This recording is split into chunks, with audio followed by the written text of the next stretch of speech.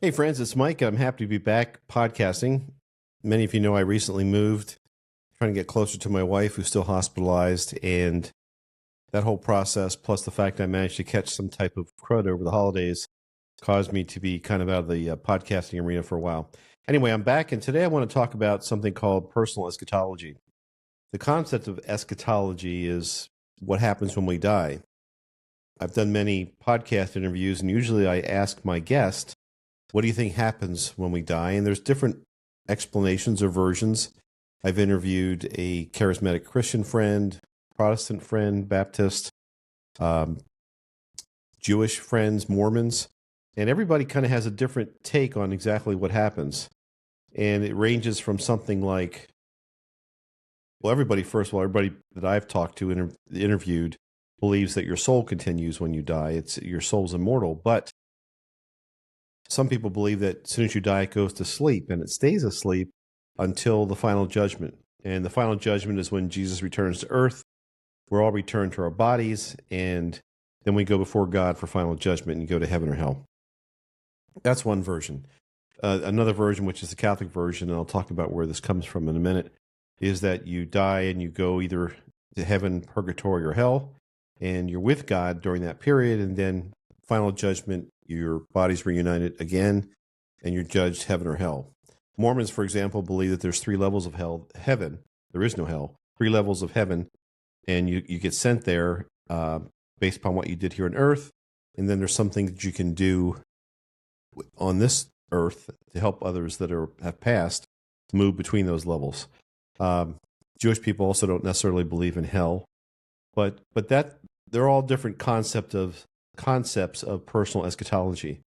What I want to discuss was where the Catholic version comes from. Now, I never really knew this until recently. I was looking at, there's a anniversary coming up of a papal bull. A papal bull is kind of a proclamation by a pope. Most Catholics believe that popes are, they always know what the right theology is. They're infallible is the concept. I was going to say invincible, but the concept is they're infallible. And that so when a pope says something, that's the final word on theology. And this goes way back, but there was a papal bull issued almost 650 years ago entitled Benedictus Deus. And it's this papal bull that talks about what the Catholic version of eschatology is. What this podcast is about is, I'll mention the papal bull, but it's kind of the rest of the story that's behind this papal bull and what was going on at the time. You know, the Catholic Church suffers with good reason from a lot of people that don't trust the history. There's a lot of skullduggery and politicking and intrigue and outright murder that occurred with popes, especially in the Middle Ages. And so it's a little bit difficult for me anyway, to accept without question what some of those popes said or did. And this papal bull, Benedictus Deus, that talks about what happens when we die and what Catholics still believe today, this came out during this period of turmoil within the Catholic Church. So I'm a history buff, as many of you know, and so I love talking about history and what the story is. So this is kind of the rest of the story. The papacy was always centered in Rome, right? So St. Peter founded Christianity. He was in Rome when he became the first pope or bishop of the church. Emperor Constantine, in about 300, declared Christianity as the official religion of Rome. And so the popes were always centered in Rome.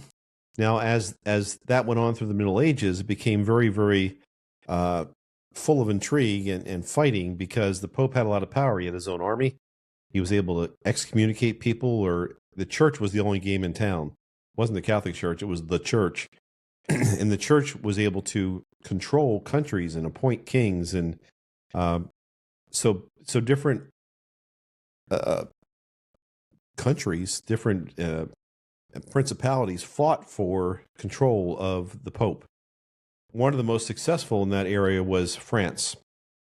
So the church was also on the lookout for something called heresy, because there were people that just did not believe what some of the early Christian principles and values were.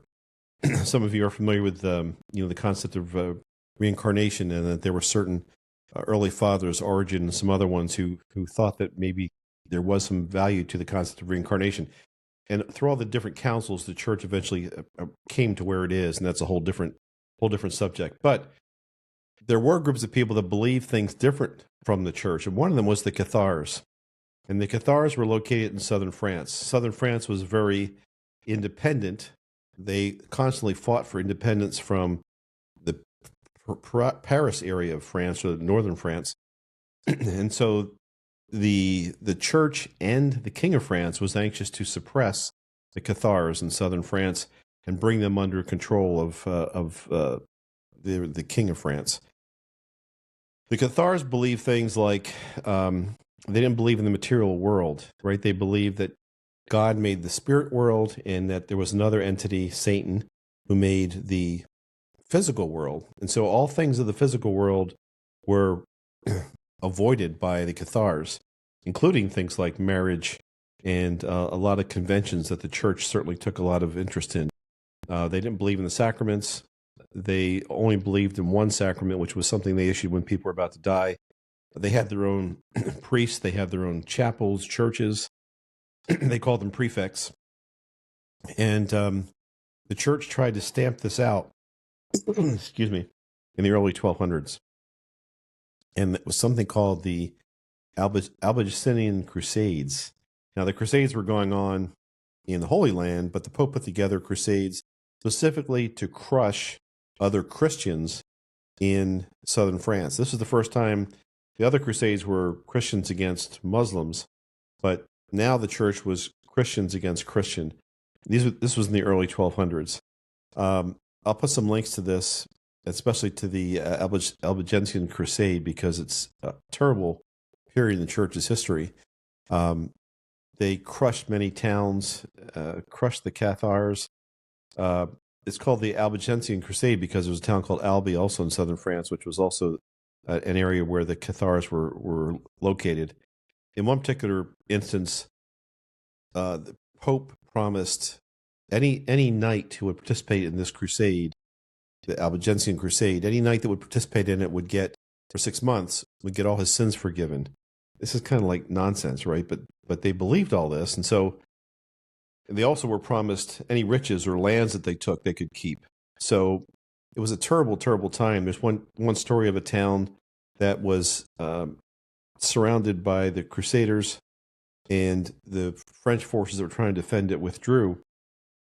And the Crusaders were poised to go into this town, but they weren't sure who to kill, basically, because there were both Christians in there and Cathars.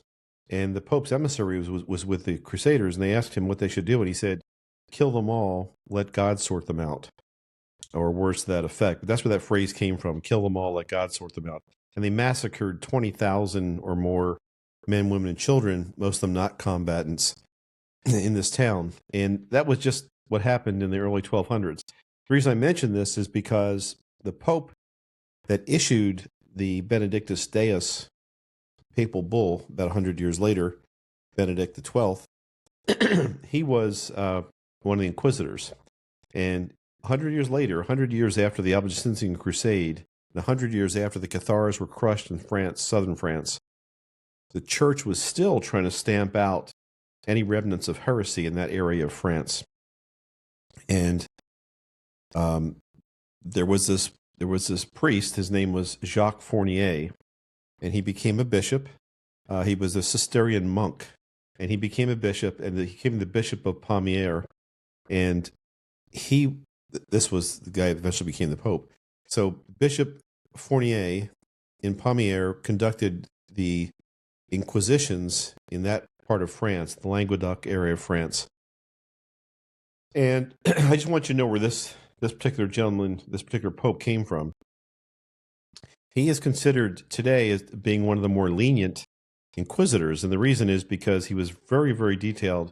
He documented all of his cases. There's books and books of all these cases that he tried, and people that are experts on this are for some reason impressed by his mental acuity and his ability to ask questions. And He didn't use outright torture. He did in some cases, but he mostly used people, got them to confess. Anyway, he's considered one of the more liberal inquisitors because he tried about 930 cases, and of those 930 cases, he only burned at the stake like 42 people. That's all. And everybody else got some kind of punishment because you didn't just suddenly become accused of heresy, go before an inquisition, and walk away with nothing. Everybody got something.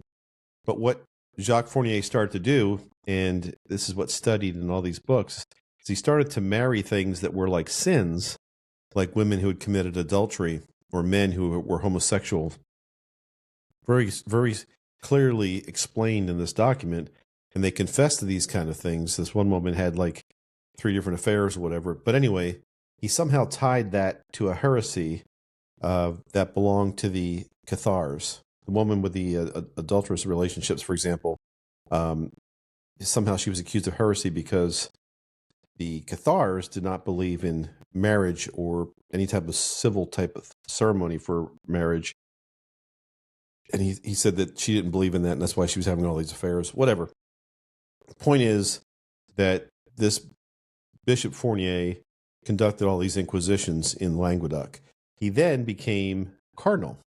Now, what was going on in the church at this time? So that's Fournier. He's now Cardinal Fournier. He's in southern France. What was going on with the church, though, was pretty screwed up. In about early 1300s, the France had become the leading power that was influencing the papacy, and specifically King Philip IV. And he installed his own puppet Pope, Clement V, who basically did anything he wanted him to do. And other countries realized that France was doing this and that it was wrong. And so Clement moved the seat of the papacy from Rome to Avignon, France, in order to gain protection from Philip. And they built this huge complex and palace and everything in Avignon. And Avignon became the seat of popes. This period of time is called the Avignon Papacy. It lasted for 67 years, 1309 to 1377. And for those 67 years, the popes ruled from Avignon. Now, our Pope Benedict XII, the guy that issued what I'm talking about, this edict, he was the third pope to be elected in Avignon. Really, it strikes me as kind of a farce because all the cardinals were French. The place was in France. It was controlled by Philip. The way that Benedict was elected was by accident. And that's kind of a funny story too. So here's what happened with Benedict. He was Cardinal Benedict, or Cardinal Fournier. He goes to Avignon. He's one of the people being considered to be Pope.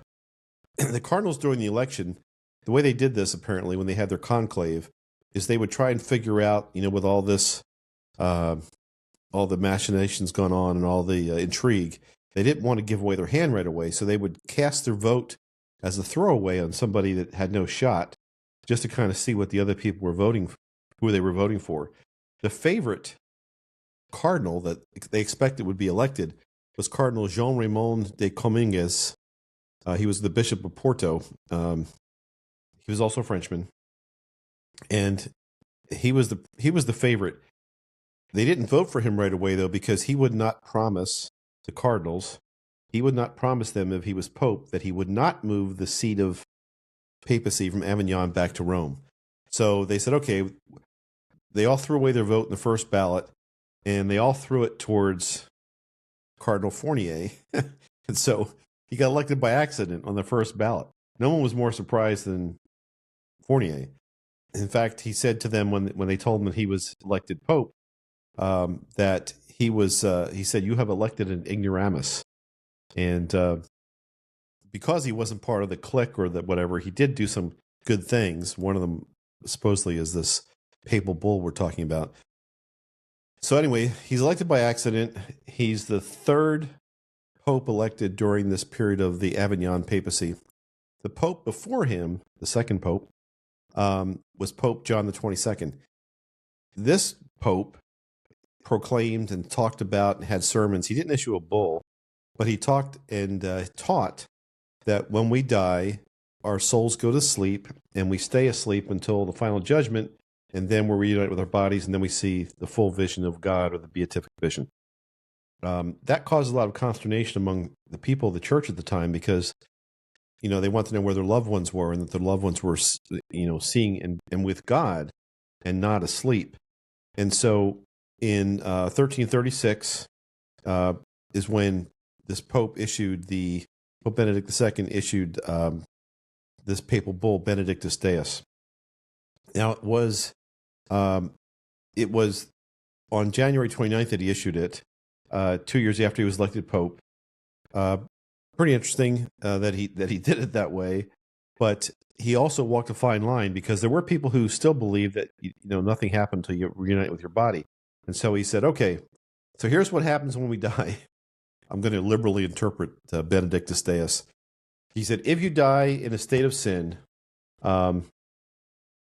you immediately go to hell. Too bad, so sad, go to hell. Okay.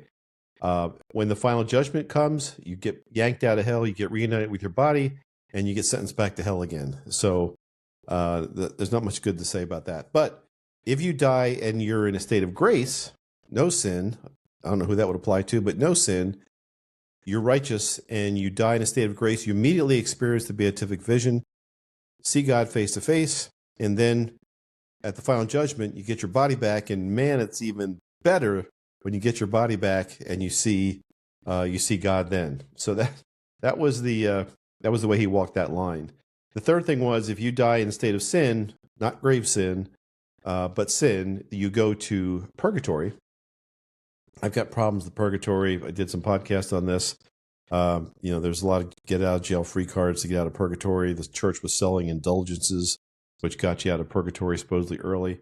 But anyway, he said you go to purgatory, you get cleansed there eventually, or you get out of jail free.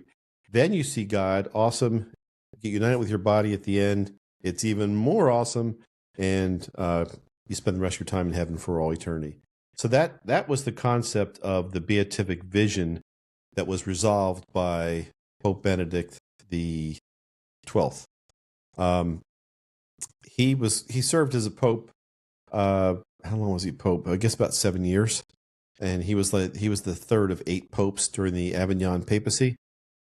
I have questions about the whole the infallibility of the Pope, because even after the Avignon Papacy ended, 67 years after they moved to Avignon, there was this council within the church, and they agreed to move the papacy back to Rome.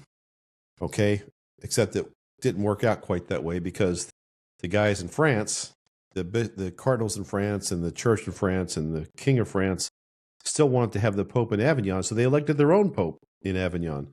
And this period was called the Western Schism. And during the Western Schism, which lasted almost 40 years, there was a Pope in Avignon and a Pope in Rome.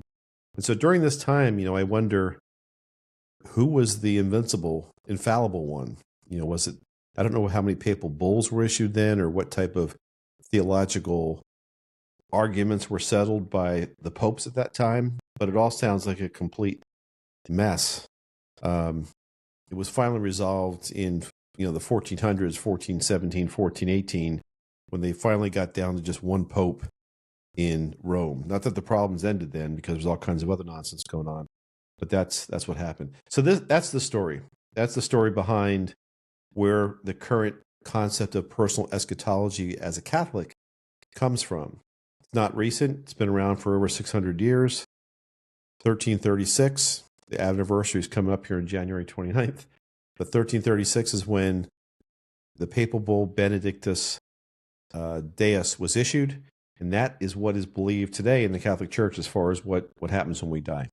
So that's the story. I hope you enjoyed just the little history lesson. Sorry I got carried away with history, but that's what I do.